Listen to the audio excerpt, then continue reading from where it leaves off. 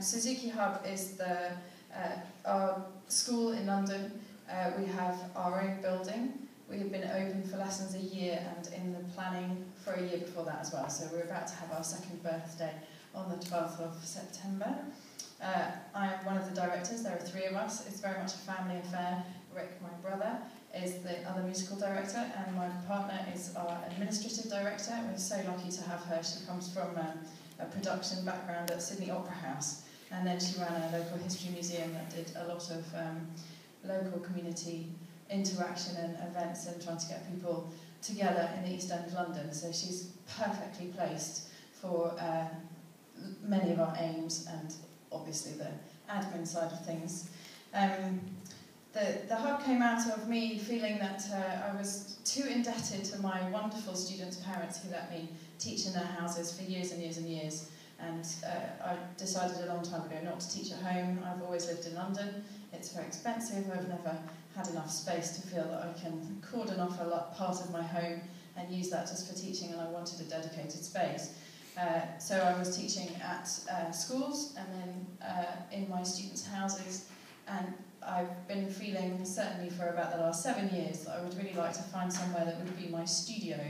And so I live in the East End. I was hoping that, given it's not as expensive as the rest of London yet, it might be possible to find 1 or 2 rooms that we could hire from 4 till 7 or 8 each day.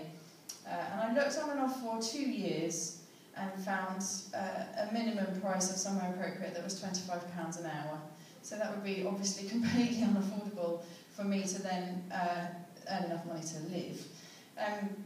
So we were sitting in the garden, I remember it very clearly, sitting in the garden at my house, and I'd just gone to see this place, and this guy had said, oh, I don't really care about the money. It was in a converted church, it was a beautiful place, 10-minute walk from my house. I don't really care about the money, how much can you afford? And I said, well, £10 an hour would be amazing. He said, yeah, fine, no worries. And then he called me about 3 weeks later and said, Tower Hamlets have just doubled my rates.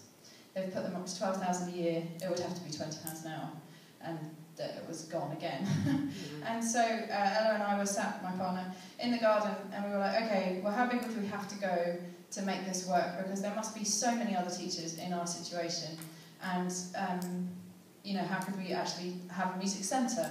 And we worked out that we would need at least 4 rooms, and that we would have to run groups there, and we then got on the internet and looked at commercial properties and saw that this was actually a kind of viable business plan for us.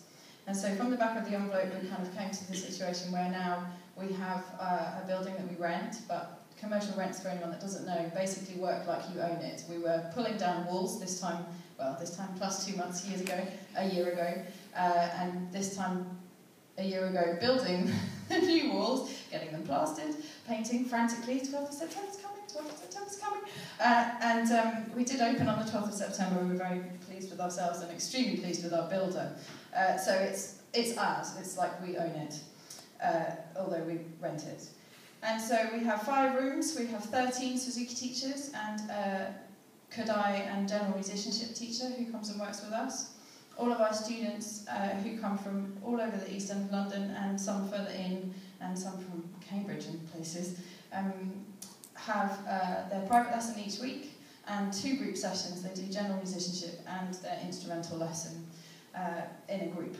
And so we're delighted really with how it's gone. We have 133 students now, and when we started thinking about it, we had 27 students in the East London Suzuki group, which was mine and 2 other teachers' students. They all came with us to the hub, not a single one has left, even though it's not on their doorstep or even in their house anymore. They were a bit unsure about that. But they've all seemed to think it's worth coming. And then by the time we actually opened our doors last September, we had 72 students, and now we have 133. So it's really popular. Which ties into everything that we've heard so far about needing more teachers, and you know, that the Suzuki method does not need selling to the students and their parents. It completely sells itself. Everybody who comes across it wants to do it, almost. And so it's finding the teachers and who among us would say that this isn't the best way to work. I don't know how many of us would say that, but I certainly feel completely so pleased to be doing this work and so proud that we can share this with the kids and their parents and all of the added benefits that they get. We have always felt that it was very important for Suzuki to try and be more available to the people who haven't historically been able to access it. So we set ourselves up as a social enterprise, which means basically that we promise to put some of our profits into making kids who can't afford it able to access it. So out of our 133 students, approximately 50%, which is a bit higher than we'd like, never mind, are on some sort of discount from us. They get a discount on their group lessons because that's what we take the money for. Our teachers are all self-employed. So in theory, if we had a family who could then not afford their private lessons, they could apply for a bursary through the London Suzuki group. But the bursaries that we offer are for their group lessons, and it's on a sliding scale from £35,000 downwards. If your family income is 35 grand or less, you get a discount from us, and it goes from £150 a term, which is the full rate, right down to £12.50 a term if you're on benefits. So we have a lot of kids from the immediate area and a lot of kids from the council estates and stuff around us who are accessing a quality of instruction that they would never be able to access for that money. And we're really pleased that they're doing very well, and they're very appreciative.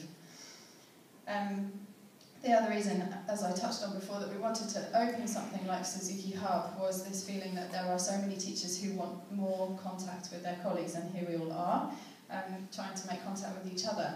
And I felt it was very isolating, even though I had 2 other teachers that I ran groups on a weekly basis. I saw them every week.